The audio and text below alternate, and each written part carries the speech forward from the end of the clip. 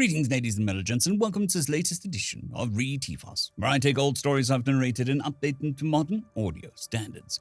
This particular story is called Sold Out, written by Jeremiah Hellwolder. Sold. You may receive your ownership papers in the main hall, sir. The shouting of the clerk hurt my poor ears. I told him to be a little more quiet while announcing. He knew my species was sensitive to loud noises. There was already a monitor to show what was sold. I've been in the Empire auctioning business for 690 years now. It all started in my backyard, selling bits and pieces from my dead mother's house. Now, I own the biggest auctioning house in the galaxy. I have many large rooms decorated with art and riches from all across the galaxy. More money than someone can imagine flows through here every day.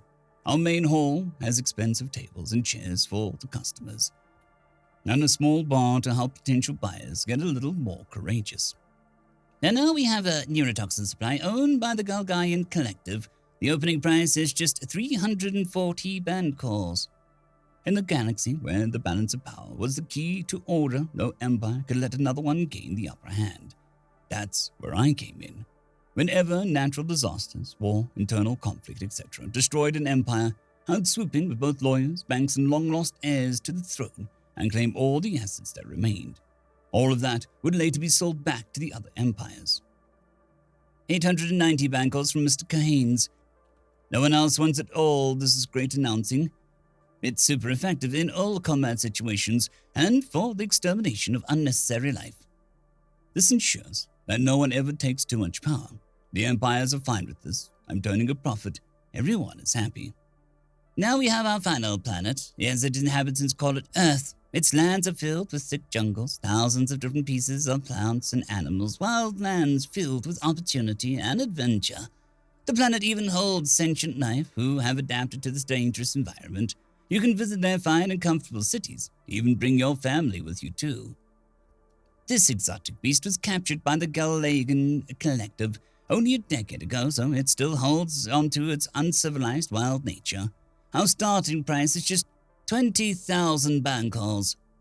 Ignoring the pain in my ears from all the shouting, I slowly leaned towards the table next to me and listened to what two rich traders were talking about the planet. You know, it's not every day that you come across a planet with such a big opportunity for touristic investment. Well, you heard the rumors. Rumors? These people are that scared of such small things. Small uprisings and revolts were common on that planet. No one could forget the Haitian incident, but a good number of guards and small social engineering could solve all problems there were. I needed to sell this planet fast before it could be devalued more. I can't believe not even one of them wants the planet. Nobody? Come on, fellas. It would be a shame to let a prize like Earth be lost. Surprisingly, I heard Mr. Kahane speak again.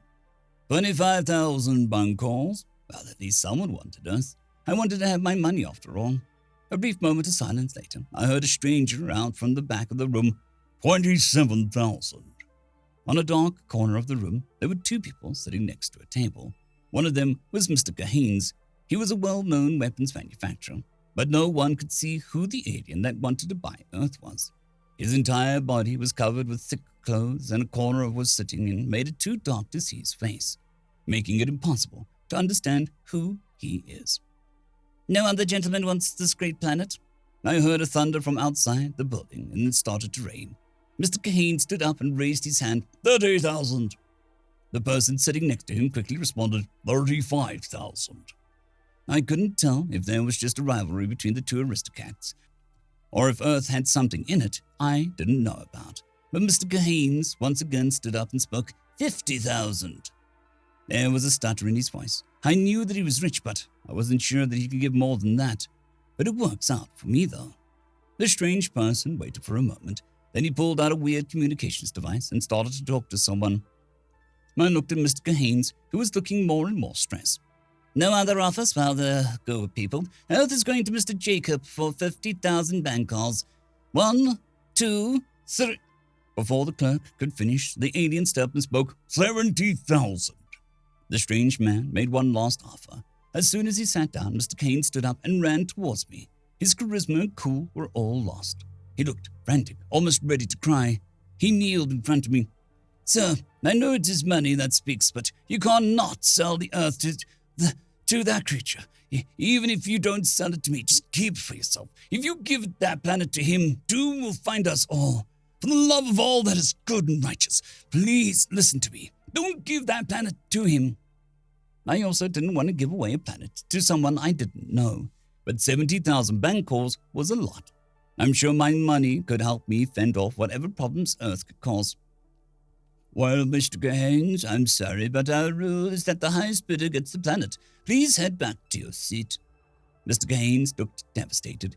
He stood up and slowly walked towards the exit. The entire room was silent. The only noise I could hear was Mr. Gaines' slow footsteps. Once he reached the door to the room, he stopped and looked back at us. I would advise all of you to get ready for some bad days. Good evening. With that, he left.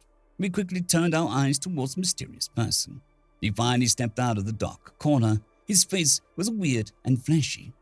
As he walked towards the exit doors, just like Mr. Gaines, I remembered what his species was. He was one of the humans, the species that lived on Earth. They had caused all the revolts on Earth that made the planet infamous. They'd even played a hand in the destruction of the Gallagher masters by acting as ferocious mercenaries for collective enemies. They had no respect for the rules that had kept balance in the universe for so long, and I just granted them independence. The human finally reached the exit doors and gave us a quick glance and walked out without a word. End of story. I'd quickly like to thank the T5 peeps: Cold War Boomerwaffen, Severin Cerberus, Bushmaster 177, Henry the Red, Caspar Arnholtz, Cold War Boomerwaffen, Elijah Silvercross, Dragzoon WRE, and Severin Cerberus. Thank you very much.